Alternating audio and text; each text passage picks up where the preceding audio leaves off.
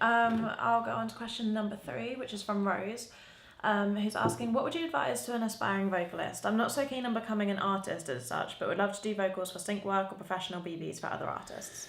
And this is something that I feel very, very strongly about, very passionately about, because when we set up BIM back in the day, Tuesday afternoon, we debated at the time whether or not we should have vocals, because it was we just understood guitar, bass and drums so well, but we understood that we needed to have vocals to make it into that band thing.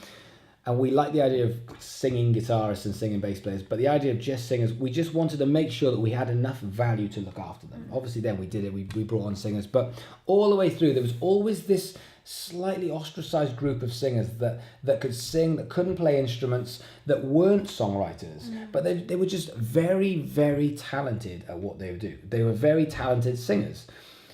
The problem with that is being very talented at singing without a career plan is still going to end up in probable failure.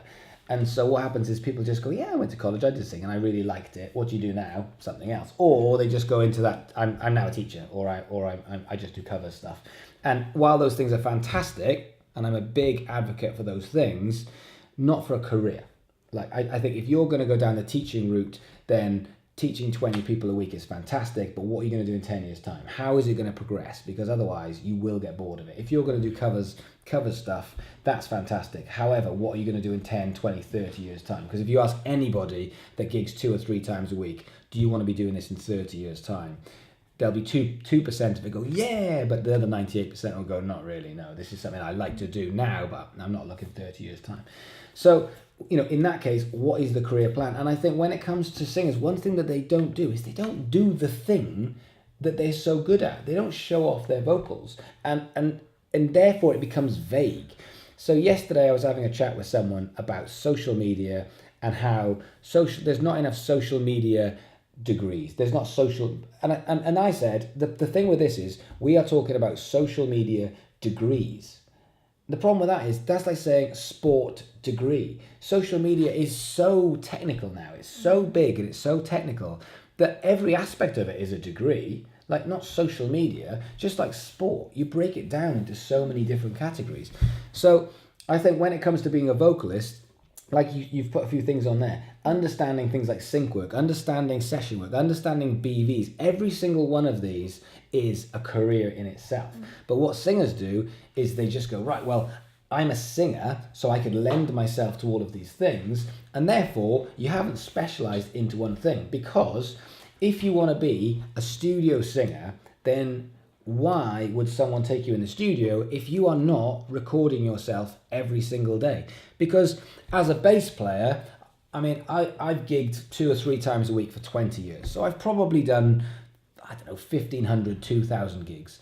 So you know that when I go on a gig as a bass player, if something goes wrong on that gig for me as a bass player, you better believe that if I haven't gone through it, if this is something that I can't fix on the day, then you know you're in safe hands that probably no one else could, because I've been on that many gigs. Now, me in the studio, different ballgame. I have not been I am not a studio bass player. So I have been in the studio with bands and I've had a really good time, but I haven't had a career of it. So whilst I've spent 1,500 to 2,000 days on the road gigging, getting better and better and better at gigging and my instrument, studio is just a little bit different. And I've probably been in the studio, 60 days, maybe 70, 80 days. It's a very different. So my experience as a recording bass player is very, very different to my experience in a band. And people will say, well, it's all bass playing, but it's not. It's just slightly different. It's just slight differences that you just get used to it. When the energy that you have live versus the energy and also technical ability that you have in the studio, the sounds that you use in the studio, the way it works in the studio, there's just tiny, tiny differences.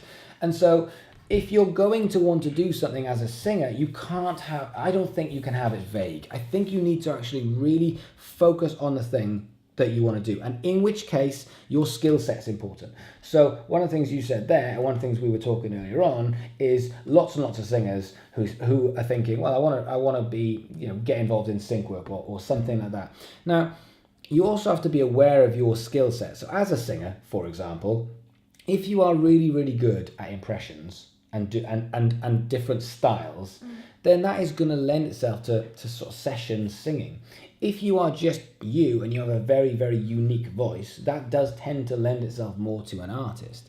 So I don't know if you ever saw that Ariana Grande did her impressions of all the great singers, and she did everyone from Britney and Celine Dion and Whitney and Mariah Carey. I mean, it was just jaw-droppingly amazing how talented that girl is as a singer. So she's got so many options. She's beautiful. She's an amazing artist. She's an amazing singer. She works really hard. She can do all that stuff. She can do anything. However, most people don't have that. But some people are good at be able to understand different genres. I don't think there's many singers that do. I think most singers just go, well, this is the way I sing. Take it or leave it. So I think the question, Rose, is, before you start to go into what you're going to do, it's what skill set have you got, and what would you be happy looking forward to being able to do every single day for the rest of your life, and then working towards that. And if you want to go down being a recorded session singer, then you need to record every single day. If you want to be BVs, and here's another thing with singers is they always go, I'm really good at BVs, and I just think, well, are you though? Just because you can sing a third above the vocals and it matches nicely. Is that being a professional BV artist? Because if I said to you, sorry, you're just going to have to take the fourth below, that harmony, do it. That's a really, really tough thing to do. There's your vocal melody. Go away, take it away. I just want a fourth below. Off you go. That is tough. It's not just, I'll sing the third, you sing the root. That's not just the way with BVs. There's so much more to it. You know, how you move on stage when people do that kind of... Yeah. I'm like, oh, it's that classic click your fingers BV thing. You know, all of those things. What sets you apart as a BV artist? So I would say, what is it that you want to do? Because singing is like saying sport. It's just way too vague. You know, if I said, I want to be a sports person, and you said, brilliant, that's fantastic, what do you want to do? And if I said, basketball player, you'd be like, oh, no, dude, you're like 5'10". You're like a foot too short. So then it's not realistic. And while people go, you can do it, and I'm like, well, you can, I mean, possibly, but what's the chances of like a Welsh 5'10" hairy guy being a basketball player? Slim, isn't it?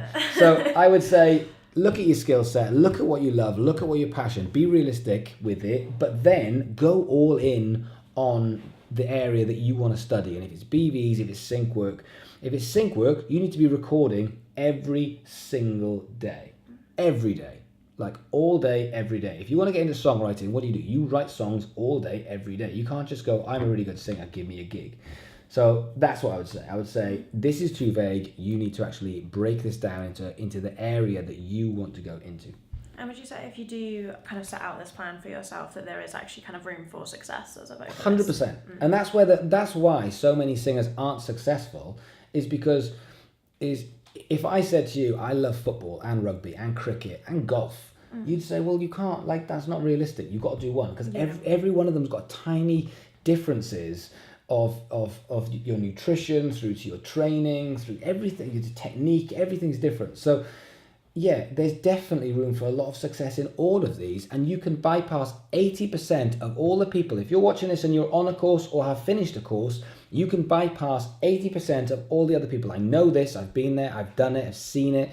80% of them, by just being more specific in what you want to do. Because there's far, far too many singers who go on a course, and when I have a chat with them, go, I don't really know what I want to do, to be fair. I just like singing. And I'm like, nah, that's not good enough. No.